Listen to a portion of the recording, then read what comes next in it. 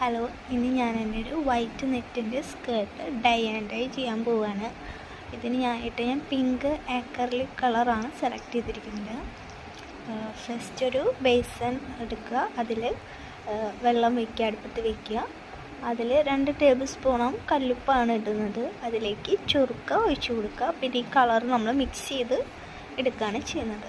അതിലൊഴിച്ച് mix ചെയ്തെടുക്കാം. ഒന്ന് തിളപ്പിക്കാം കേട്ടോ.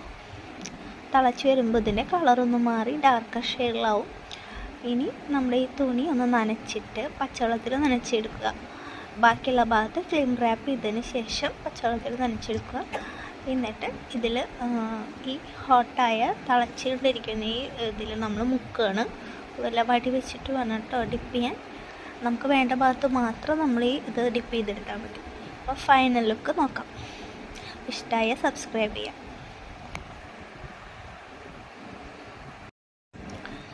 നമ്മളതിന് ശേഷം പച്ചവെള്ളത്തിൽ കഴുകിയെടുക്കുക. Clean rap പൂരണ്ട, ഉണങ്ങാനായിട്ട് വിരിച്ചിടാം. ഉണങ്ങിയതിന് ശേഷം കളയാം. എന്നിട്ട് ഫൈനൽ ലുക്ക് നോക്കാം കേട്ടോ. ഇഷ്ടമായ സബ്സ്ക്രൈബ് ചെയ്യുക, ലൈക്ക് ചെയ്യുക, ബെൽ ബട്ടൺ മറക്കാതെ ഞെക്കുക. Thank you.